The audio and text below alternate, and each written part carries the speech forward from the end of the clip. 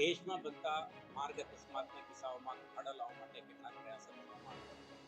આના ભાગરૂપે ઇન્ફ્રાસ્ટ્રક્ચરમાં સુધારો, ઇન્સ્ટિટ્યુશનલ અરેન્જમેન્ટ, સ્ટેચ્યુટરી ફ્રેમવર્કમાં ફેરફાર અને સાથે સાથે એન્ફોર્સમેન્ટમાં રીગર અને અકસ્માત બને ત્યારે ત્વરિત રિસ્પોન્સ આપીને અકસ્માતમાં સંડોવાયેલા ઇસમોના જાન બચાવવાની દિશામાં પ્રયાસો કરવા માટે કેટલાક વ્યવસ્થાઓ ગોઠવવામાં આવી છે.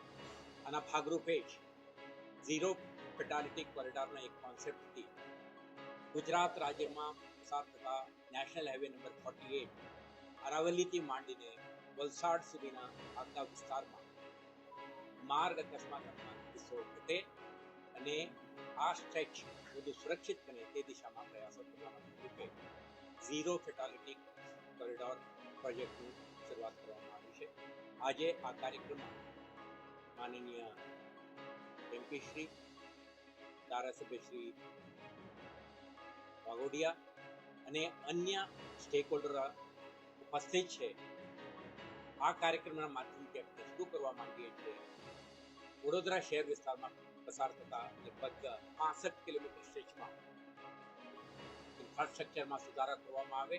શોર્ટ ટર્મ, મીડિયમ ટર્મ અને long term road signages, safety અંગેના ઇનિશિયેટિવ્સ અને તમામ એજન્સીઓ સાથે મળીને રિગરસ એન્ફોર્સમેન્ટ, ઇમરજન્સી રિસ્પોન્સના ભાગરૂપે વડોદરા શહેરમાં જે સરકારી અસ્પતાલો છે તે ઉપરાંત લગભગ 30 ખાનગી અસ્પતાલોને પણ આ યોજનાના ભાગરૂપે જોડી છે.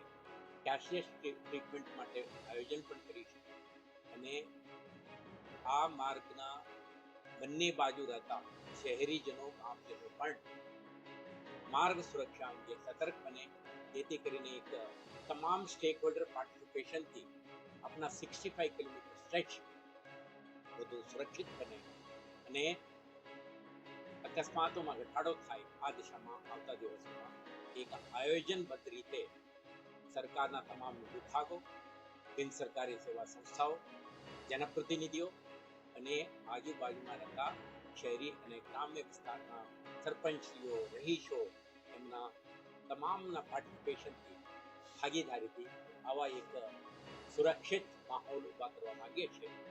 આ આવતા દિવસોમાં શોર્ટ ટર્મ પ્રોગ્રામ ઇનિશિયેટિવ કેટલાક શરૂ કરવાના છે અને એ જ રીતે તબક્કાવાર મીડિયમ ટર્મ અને લોંગ ટર્મ યોજનાઓ સાથે આ સ્ટ્રેચને રોડ સેફટી કોન્સેપ્ટમાં એક મોડેલ તરીકે વિકસાવવાનો પ્રયાસ છે.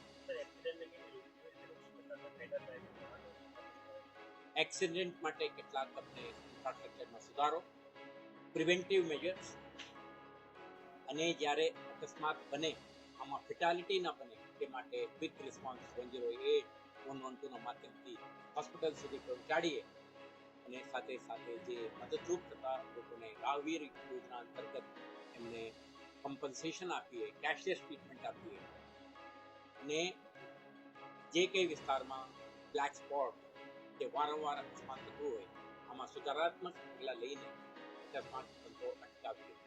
એટલે એન્જિનિયરિંગ, એન્ફોર્સમેન્ટ, ઇમરજન્સી રિસ્પોન્સીસ અને પબ્લિક અવેરનેસના માધ્યમથી આવતા દિવસમાં બ્લેક સ્પોટના નિરંતર પ્રયાસો ચાલી રહ્યો છે વડોદરા શહેરમાં.